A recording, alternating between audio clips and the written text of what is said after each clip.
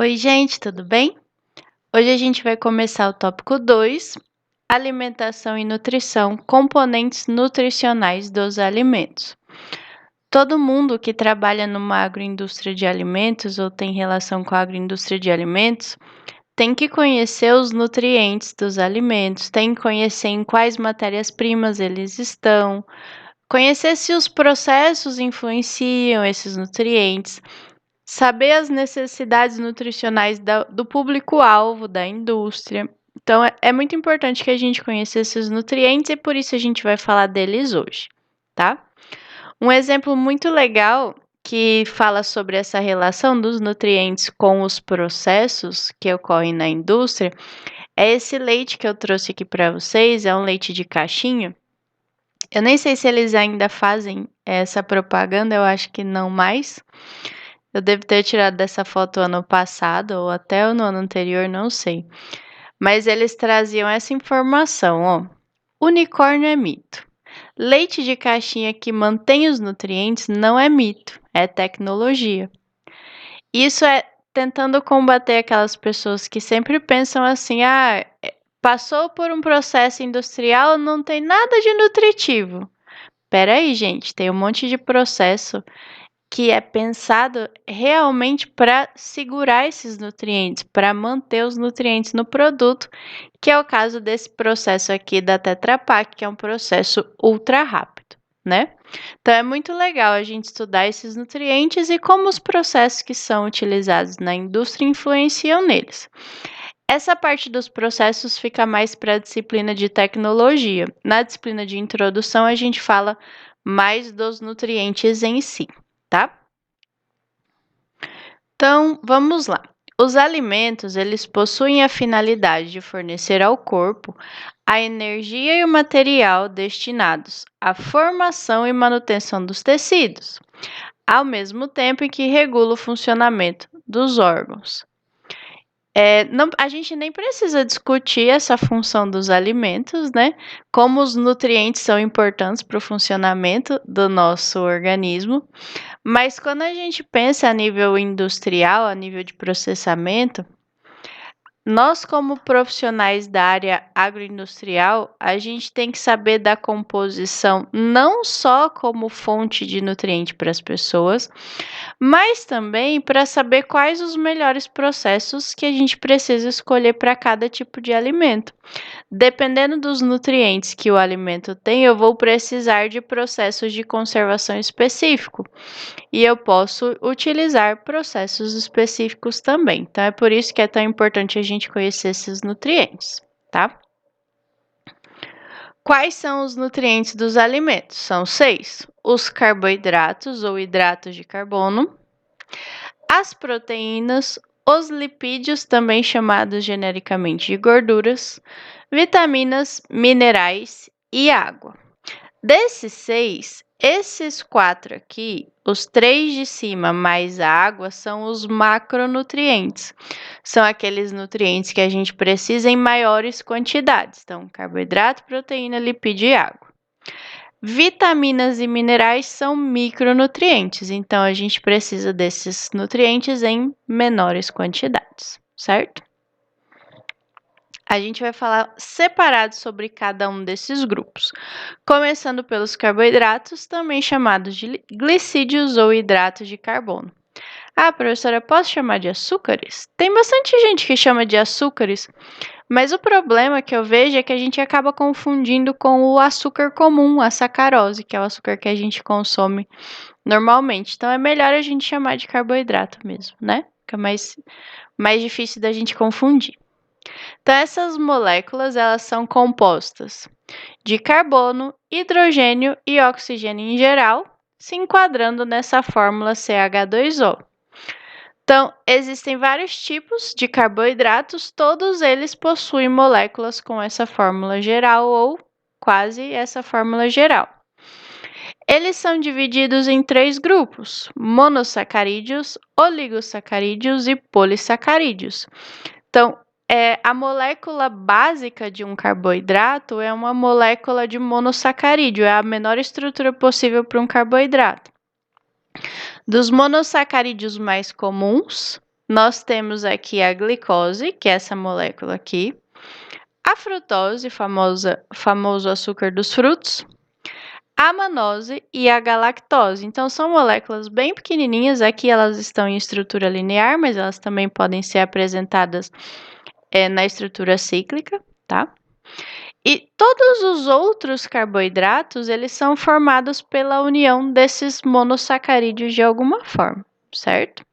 Então, essas moléculas são as moléculas básicas de um carboidrato, a estrutura básica. Vocês podem olhar que todas essas moléculas são formadas de carbono, hidrogênio e oxigênio, ok? Quanto menor a molécula do carboidrato, mais fácil o nosso organismo absorve, porque o nosso organismo usa basicamente glicose como fonte de energia. Então, tudo ele tenta quebrar nessas moléculas menores, certo? Depois dos monossacarídeos, nós temos os oligosacarídeos, que eles são constituídos de 2 a 10 unidades de monossacarídeos. Os oligosacarídeos mais comuns na nossa dieta, e por isso são ditos mais importantes, são aqueles formados por 2 monossacarídeos, ou seja, os disacarídeos. Principais: sacarose, que é formado por glicose mais frutose ou glucose, tanto faz, tá? Com U ou com I. Então, é uma molécula com essa estrutura aqui, é o nosso famoso açúcar de mesa. A lactose, que é o açúcar do leite, que é formada por uma glicose e uma galactose. E a maltose, que é formada por 2 glicoses, que é o açúcar do malte, né? Obtido pelos cereais que são utilizados naquele processo de malteação, né? Especialmente cevada, trigo, milho e tudo mais. Esses cereais passam por um processo de germinação para que os carboidratos deles sejam quebrados e são formados basicamente, especialmente pedacinhos de maltose, que aí fica mais fácil para a levedura fermentar depois. Além dos oligosacarídeos, os polissacarídeos, que daí são moléculas enormes de carboidratos. São polímeros com mais de 10 monossacarídeos. Os mais comuns, o amido, que a gente encontra muito na mandioca, no milho. A celulose, que é um polissacarídeo estrutural das plantas, mas que o nosso organismo não metaboliza. A pectina é muito comum em frutas. Quando a gente tira, por exemplo, a casca da laranja, a gente vê uma camadinha branca em volta dos gomos, né? Aquela camadinha branca é pectina. E a xantana, que é um polissacarídeo produzido por micro-organismos que a gente usa na indústria para deixar os alimentos mais viscosos ou mais grossos, né? Aqui um pedacinho da estrutura do amido. O amido é formado por muitos pedacinhos desse. Então, são polímeros porque são cadeias de unidades menores repetidas, tá? E são cadeias bem grandes. A função dos carboidratos na nossa dieta são, na verdade, a principal função é o fornecimento de energia. Então, o nosso corpo usa os carboidratos para produzir energia ou guarda energia na forma de carboidrato. Os vegetais guardam na forma de amido, os animais guardam na forma de glicogênio. Os carboidratos que nós mais consumimos são o amido. Cadê meu mouse? O amido, que é um polissacarídeo, e sacarose e lactose, que são disacarídeos. Eles contribuem com mais de 80% do total dos carboidratos que existem nos alimentos. Então, são os principais da nossa dieta. E nós temos um grupo de moléculas também que também são carboidratos, mas que aí não tem função energética, que são as fibras. As fibras, elas não são nutrientes em si, porque elas não são... nós não utilizamos Nós não utilizamos as fibras como fonte de energia, a gente não absorve essas fibras de nenhuma forma. Elas são carboidratos complexos, acho que vocês já ouviram falar, né, que tem fibras solúveis e insolúveis. E a função das fibras no nosso organismo não é nutrir, mas é auxiliar na absorção de nutrientes e no funcionamento geral do intestino. Acho que todo mundo já ouviu falar, tá com o intestino preso, é bom comer fibra, né? Não come fibra demais, senão acaba entupindo também, sei lá. As fibras são carboidratos que o nosso organismo não consegue digerir, não consegue quebrar e absorver. Então, elas meio que passam reto. Conforme elas vão passando, elas auxiliam e interferem na absorção de alguns nutrientes. E algumas fibras conseguem ser fermentadas no intestino grosso, outras não, elas só aumentam o bolo fecal e auxiliam depois o intestino funcionar. Mas a gente tem que tomar muito cuidado para não consumir muita fibra sem beber água, senão acaba tendo um efeito reverso. Porque ela vai aumentando o bolo fecal e se a gente não bebe água para ajudar a expelir, a gente fica mais entupido ainda, né? A gente fica mais enfesado, digamos assim. Aqui tem um exemplo de uma molécula de fibra, que é a pectina, que eu acabei de falar desse polissacarídeo, que é das frutas, que a gente consome bastante também, tá?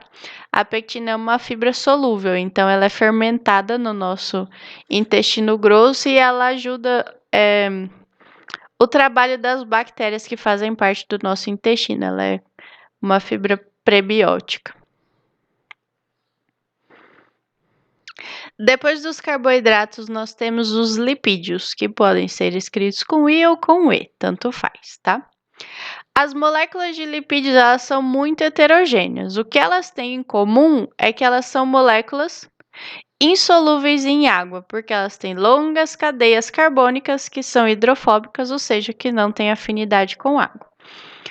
Dos lipídios que nós consumimos, os principais componentes dos alimentos são os triacilgliceróis, também chamados de triglicerídeos, fosfolipídios, ceras, esteróis e alguns compostos especiais.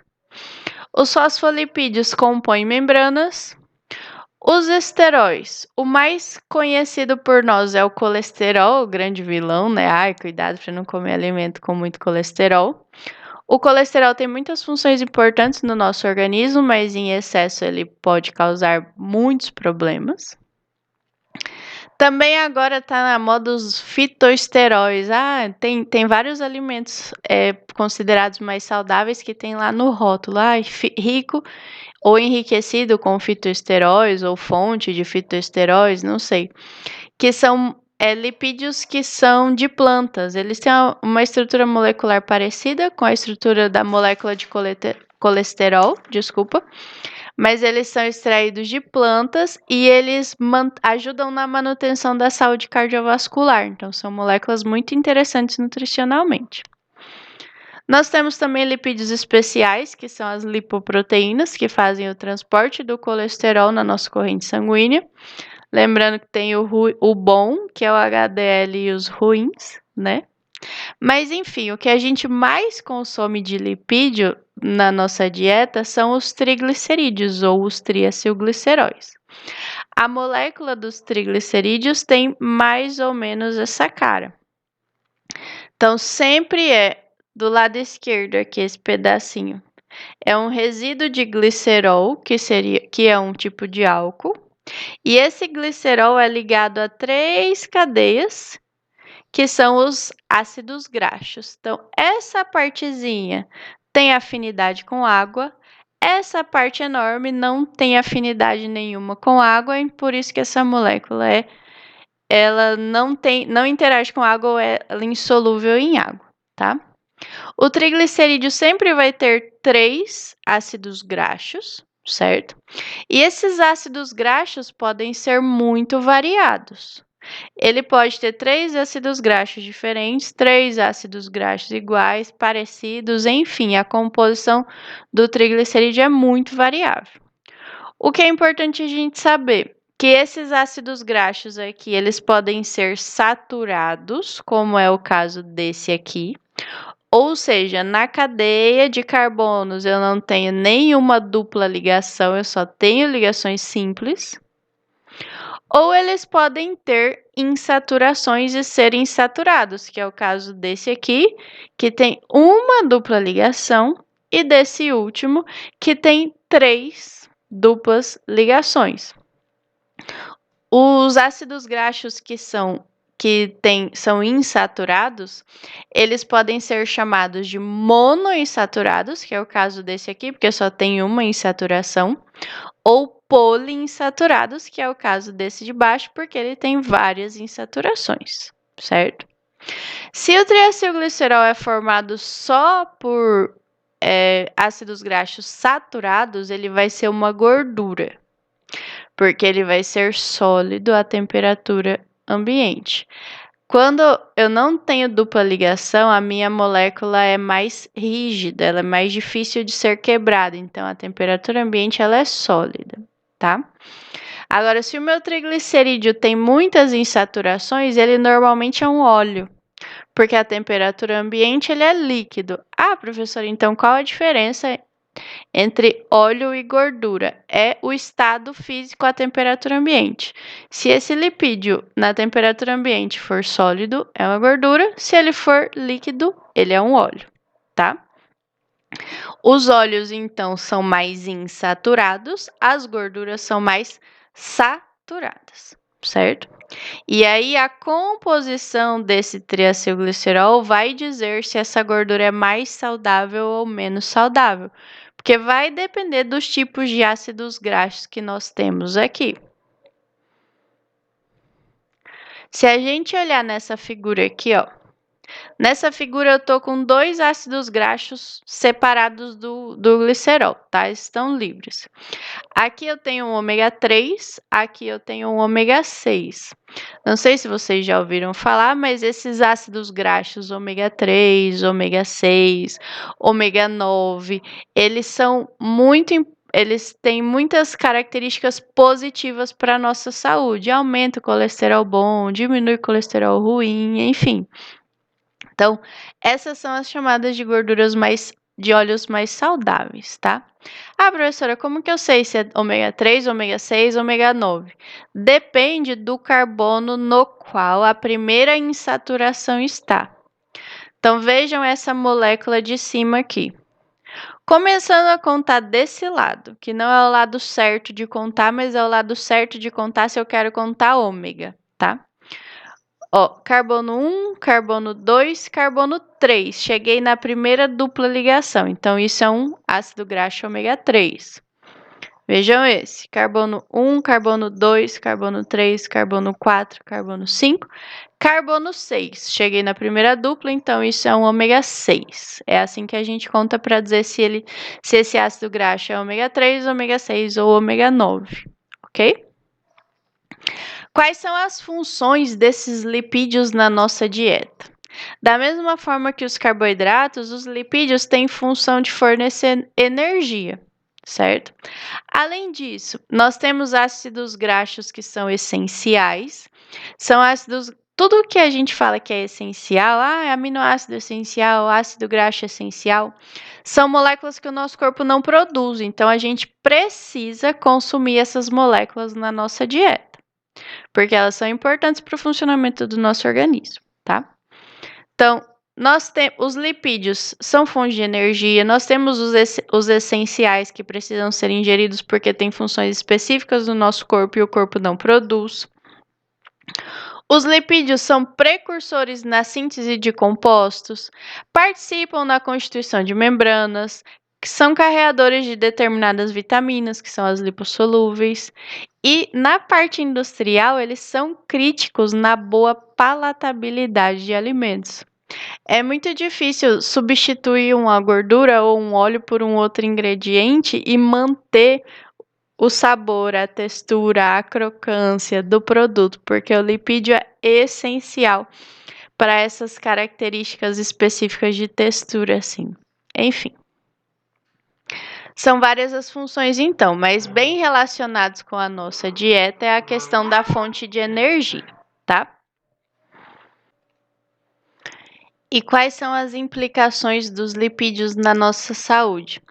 Nós temos os ácidos graxos saturados, que o consumo excessivo desses ácidos graxos é muito preocupante porque provoca o entupimento de artérias, enfim, todos aqueles problemas cardiovasculares que nós conhecemos ou que nós já ouvimos falar, né? O consumo dos ácidos graxos ômega 3 e ômega 6 é muito importante para o organismo, porque atuam reduzindo colesterol e todas essas outras coisas. A questão de dislipidemia é quando a pessoa tem problemas de consumo de proporções de gorduras, porque as gorduras são necessárias e a gente precisa manter uma proporção de gordura saturada, insaturada, ou ômega 3, ômega 6 também. Então, se a gente não come as proporções corretas, a gente tem chance de ter dislipidemias. E a questão da gordura trans, que é o ponto mais crítico quando a gente fala de produto industrializado. Por quê? Porque a gordura trans praticamente não existe na natureza. É uma gordura que é produzida industrialmente. Com raras exceções, nós temos alguns animais ruminantes, por exemplo, que durante esse processo de ruminação eles produzem um pouco de gordura trans. Mas assim, dificilmente eu vou consumir uma gordura trans de um produto natural. Na verdade, a formação desses ácidos graxos trans, ela acontece por um processo industrial que é chamado de hidrogenação. Não sei se vocês já viram no mercado para comprar gordura vegetal hidrogenada, parece uma barrona, assim. Os lipídios vegetais, eles normalmente são óleos, porque eles são líquidos à temperatura ambiente, eles são insaturados. Mas aí eu quero fazer esse produto ficar mais firme, mais rígido, então eu vou fazer um processo de hidrogenação nesse óleo para tentar fazer ele ficar mais sólido. E aí o que acontece? Pensem ali no meu ácido graxo, vamos olhar esse ácido graxo aqui. É o mesmo daqui, só que ele está com invertido a extremidade ácida, tá? Mas a dupla ligação que ela aparece lá, ó, tem um carbono aqui, tem um carbono aqui, certo? Carbono faz duas ligações com o carbono do outro lado, uma com o carbono aqui de baixo e o que sobra ela se liga com um hidrogênio. Então esse carbono tem um hidrogênio ligado, esse carbono tem um hidrogênio ligado. Normalmente eles estão assim, do mesmo lado da molécula. Se eu faço o processo de hidrogenação, que é forçar a entrada de hidrogênios nessa molécula, porque o objetivo dessa entrada é quebrar essa dupla ligação aqui e pôr mais 2 hidrogênios aqui, já que eu vou quebrar isso aqui, o carbono vai ficar disponível para fazer mais ligação. Às vezes eu não consigo quebrar essa dupla e o que eu faço é inverter as posições dos hidrogênios. Então eu tinha os dois do mesmo lado da molécula, eu forcei tanto com o hidrogênio ali, mas eu não quebrei. E aí o que eu fiz foi deixar um de cada lado. Então eu só modifiquei a posição desses hidrogênios. Então essa conformação aqui, que é a natural, é cis. Isso que eu fiz aqui foi transformar esse ácido graxo cis em ácido graxo trans. E é aí que vem o problema, porque a gordura trans não tem nenhuma função na nossa saúde a não ser ficar acumulada na nossa barriga, né? E é uma gordura que também é perigosa, que não pode acumular e que pode trazer todos esses malefícios cardiovasculares e tal. Então, todos os processos industriais que são de hidrogenação de óleos, eles precisam ser controlados para evitar a formação dessas gorduras trans aqui, ok? Que não tem nenhum benefício para a saúde, só tem malefício. Bom, falamos dos carboidratos e das proteínas. Esses dois que nós já falamos, eles têm função energética, eles fornecem energia para o nosso corpo, principal função. As proteínas, elas até têm função energética, mas a função principal delas é estrutural, ok? Então, vamos falar das proteínas agora. As moléculas de proteína, elas têm natureza heteropolimérica, ou seja, é um polímero, ela é uma unidade grande de várias subunidades menores, só que essas subunidades menores são muito variadas, então por isso ela é heteropolimérica, ok? Essas unidades menores são chamadas de aminoácidos. Então, uma proteína é uma molécula formada pela união de vários aminoácidos. Então, a proteína é composta por carbono, hidrogênio, oxigênio e nitrogênio obrigatoriamente. E aí, dependendo dos ácidos graxos que estão na proteína, podem conter enxofre, ferro, fósforo e mais alguns outros elementos. Então, essa estrutura aqui é a estrutura de um de um aminoácido bem simples. Aqui eu tenho o carbono principal, carbono que fica no meio, chamado de carbono alfa. Esse carbono vai fazer 4 ligações. Então, de um lado, ele faz uma ligação com o grupo amina. Do outro lado, ele faz uma ligação com um grupo de ácido carboxílico. Então, por isso, aminoácido. Sobraram 2 ligações. Uma ligação que não está ilustrada aqui é feita com um hidrogênio. E a outra, que é para esse CH3, é feita com um radical, que varia dependendo do aminoácido que eu tenho. Esse radical aqui é de um aminoácido específico. Eu tenho outros radicais de outros aminoácidos, tá? Também chamados de cadeia lateral, como está escrito aqui. Então, aqui eu tenho a mesma ilustração. Ó. O meu carbono ali do meio, o vermelhinho, que é o carbono alfa. De um lado, ele tem um grupo amina. Do outro lado, ele tem o grupo ácido. Ele tem uma ligação com o hidrogênio e com uma cadeia secundária que cada aminoácido tem uma cadeia diferente, lembrando que nós temos 20 diferentes tipos de aminoácidos mais comuns, certo? As proteínas, elas exercem várias funções.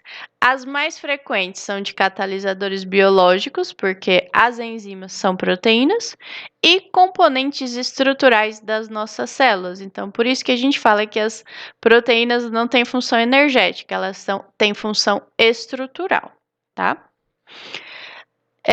As proteínas são formadas pela reunião de 20 tipos de aminoácidos em cadeias peptídicas. Então, um aminoácido se liga no outro aminoácido, formando o que a gente chama de ligação peptídica. E vão ocorrendo mais ligações e eu vou formar uma cadeia peptídica. E essa cadeia, ela não é linear, ela pode ter vários entrelaçamentos,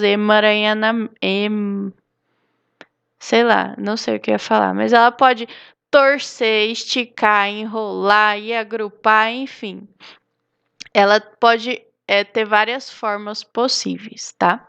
E aí uma proteína, ela pode ter de cerca de 100 até dezenas de milhares de aminoácidos na sua estrutura. Ah, professora, mas eu já ouvi falar também em peptídeo. O que é peptídeo?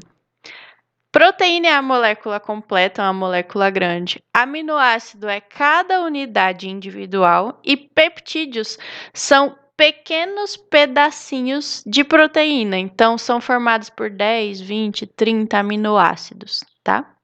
Que não tem a função da proteína. Então, é um pedaço menor da proteína formado por alguns aminoácidos, certo?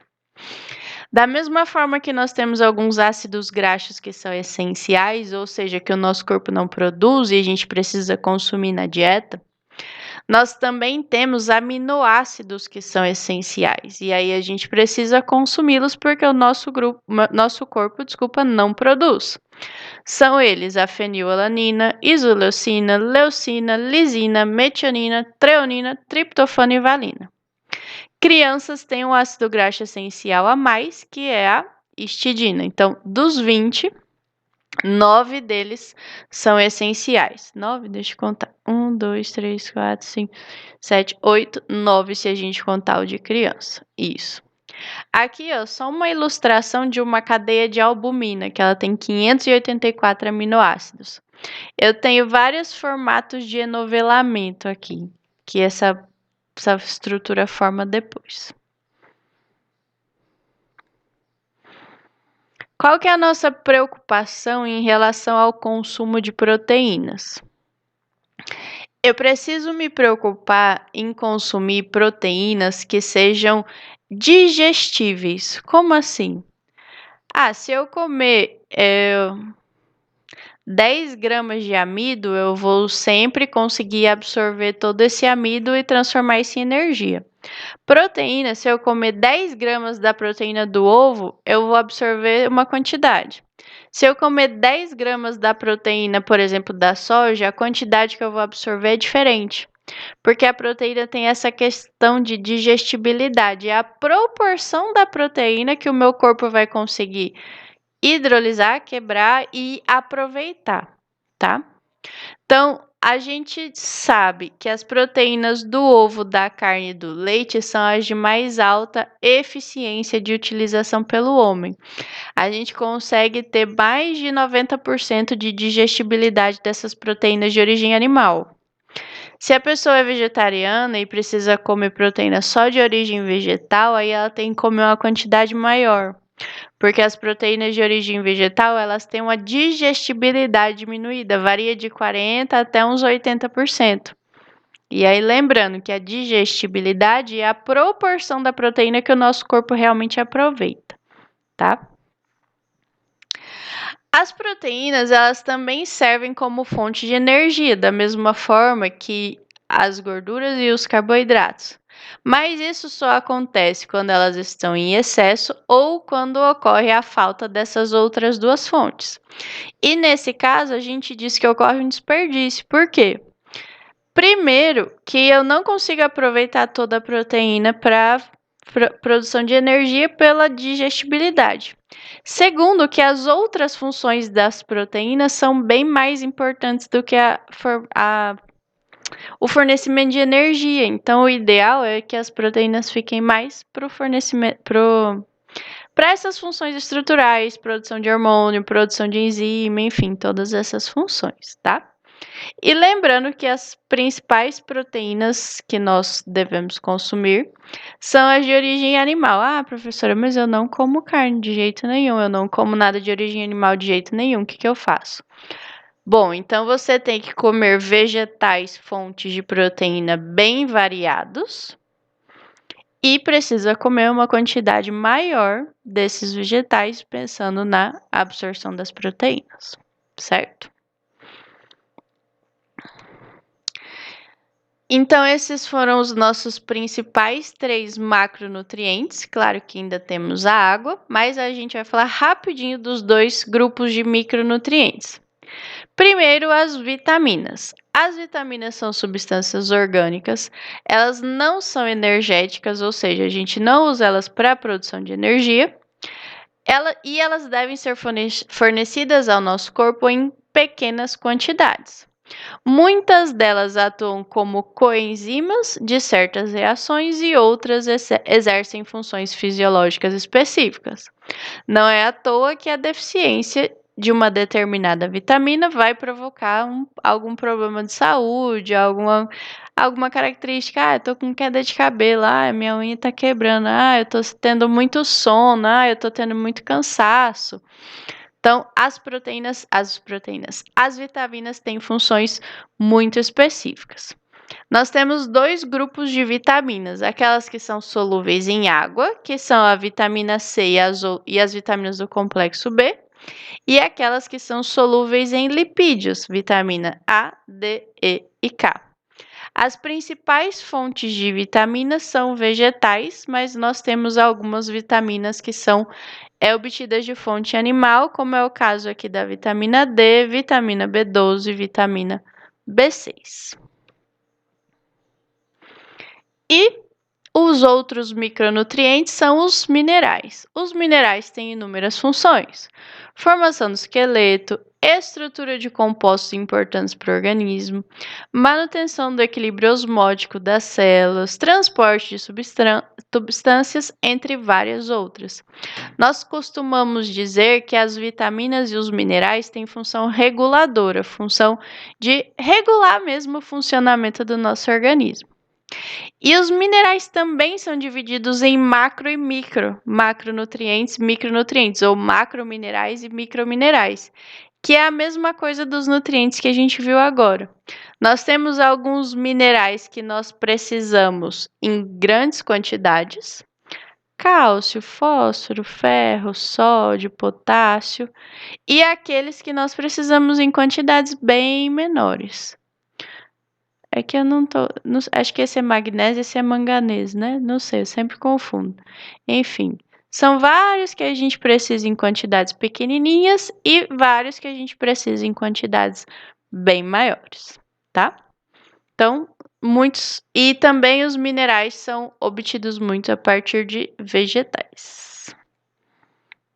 E o último nutriente é a água. É um nutriente absolutamente essencial. São muitas as reações de hidrólise que acontecem no nosso corpo. E hidrólise é uma reação de quebra de algum composto utilizando água, na presença de água. A água compõe de 60% a 65% do nosso corpo e a gente precisa ingerir pelo menos 2 litros de água por dia. Pode ser água pura ou água por meio dos alimentos. O teor de água dos alimentos é muito variável. Nós temos alimentos mais secos, bolachas, arroz aqui, que tem menos de 30% de água, e vegetais com mais de 90% de água. E uma coisa que é interessante em relação ao conteúdo de água nos alimentos é que quanto mais água o alimento tem, mais difícil é a conservação desse produto. Ele acaba tendo uma durabilidade menor. Então, falamos de todos os nutrientes. Aí aqui eu coloquei uma informação que eu gosto bastante de colocar em relação a esses nutrientes que a gente acaba consumindo em quantidades menores, como eles sofrem em função de algumas condições de processo comuns. Então aqui, ó, essa tabela ela fala da estabilidade de vitaminas e aminoácidos essenciais, fala de minerais também. Há várias condições comuns na indústria de processos industriais: calor, luz, o ar, condições ácidas, condições alcalinas ou básica. Então, por exemplo, aqui, pH igual a 7, menor que 7, maior que 7, presença de oxigênio ou ar, luz, calor, e aqui perda no cozimento em porcentagem. Então, o E é estável, o I é instável. Então, se a gente olhar, por exemplo, a vitamina A, ela é estável em pH 7 e pH mais alcalino, mas ela não é estável em pH mais ácido, não é estável ao oxigênio, à luz, ao calor, e se eu cozinhar um alimento com vitamina A, ele pode perder até 40% dessa vitamina. Vejam a vitamina E, ela é instável a quase tudo, menos o pH ácido. Se eu vitamina E, eu falei vitamina C, tá, gente? Não sei se eu falei certo. Enfim, vou falar de novo. Vejam a vitamina C. Ela é instável pH 7, ela é instável pH maior que 7, instável ao oxigênio, instável à luz, instável ao calor e ela pode ser perdida até 100% durante o processo. Então, se eu quero um produto rico em vitamina D, que ele continue rico em vitamina D, eu preciso de processos bem brandos, né, para industrializar, para fazer esse produto. Ela só é estável em pH ácido, olha só.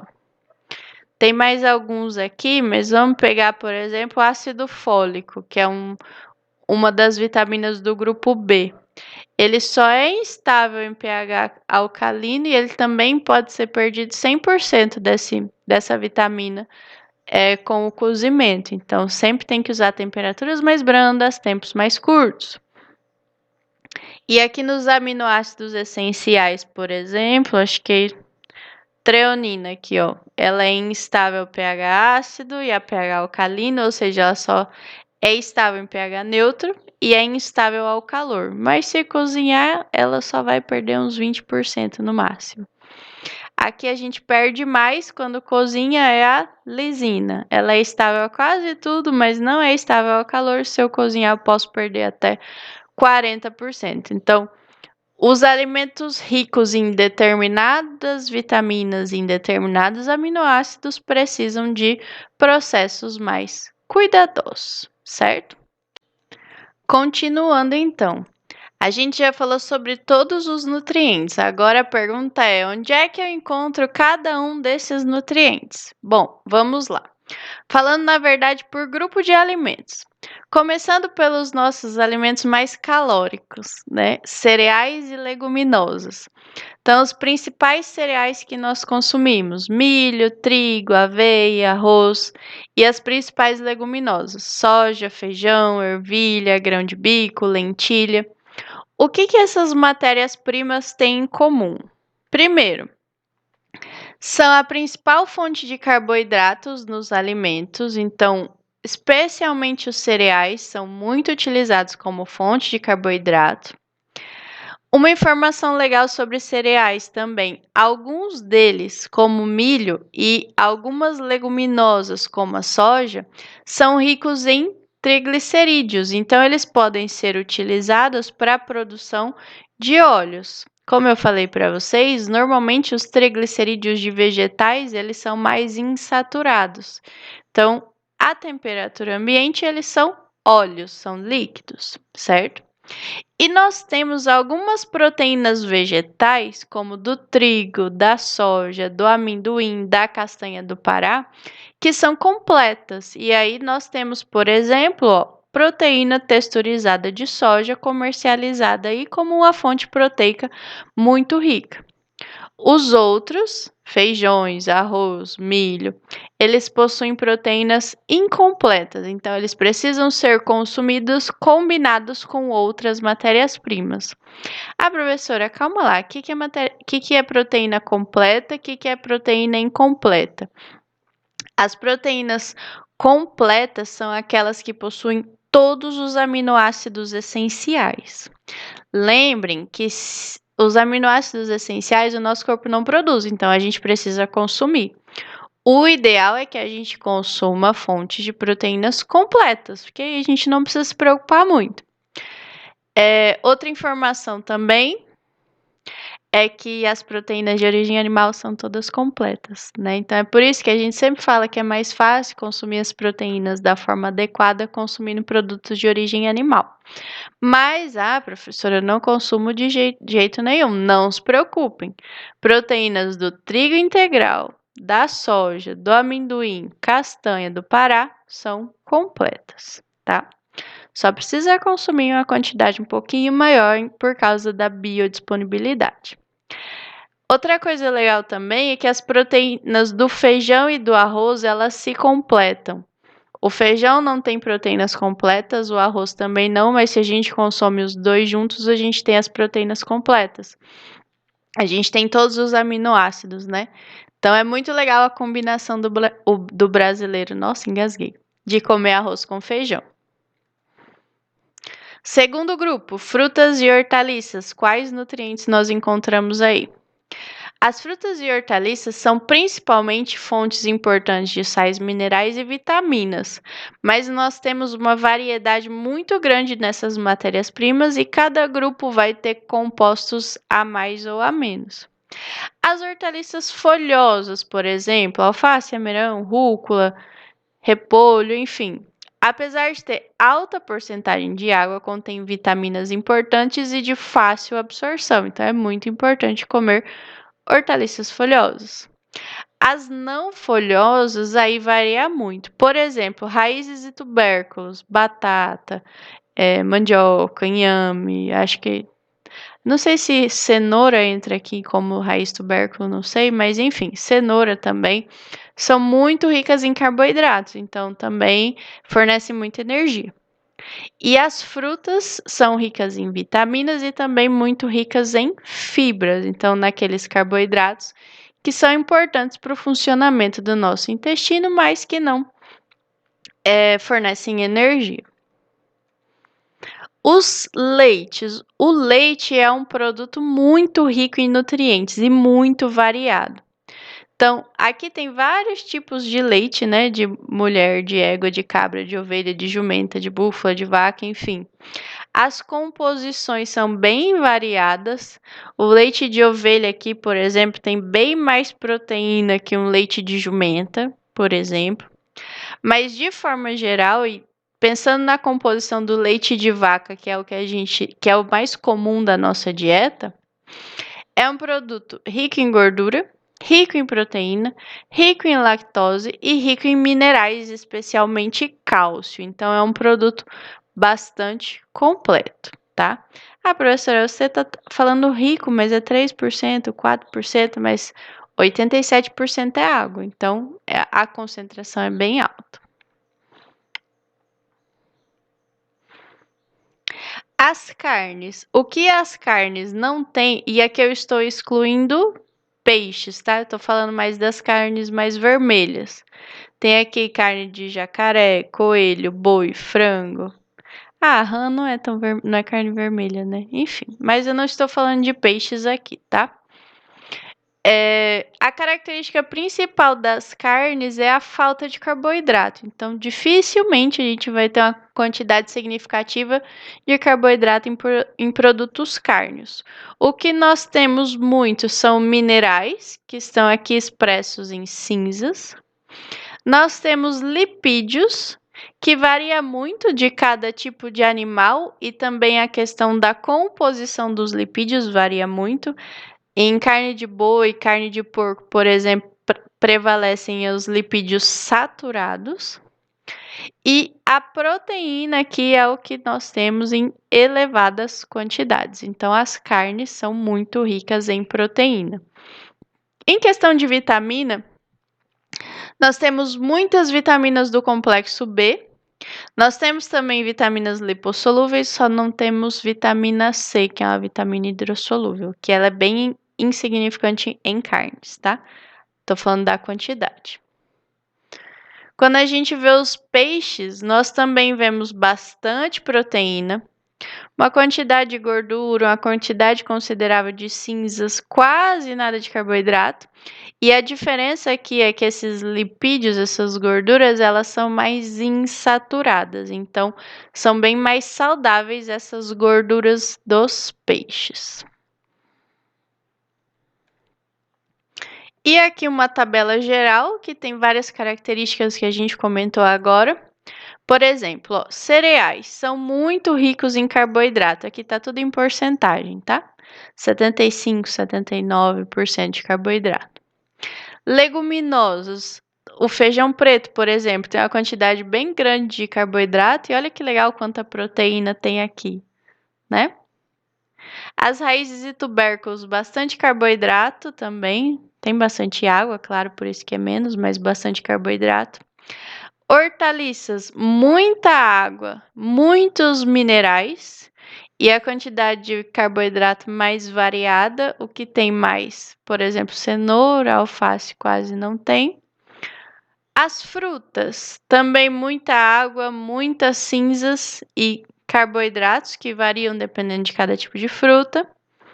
As carnes, nada de carboidrato praticamente, bastante proteína, uma quantidade razoável, que pode ser pouco no peixe e muito no porco, e bastante minerais. E os laticínios têm um pouco de cada coisa, um pouco no leite, por exemplo, um pouco de carboidrato, proteína, gordura, cinzas. No queijo já é um produto que a lactose não fica, mas ficam as proteínas e a gordura e os minerais, por exemplo. Então, aqui uma tabela bem geral das matérias-primas e dos nutrientes presentes nessas matérias-primas, com exceção das vitaminas, né?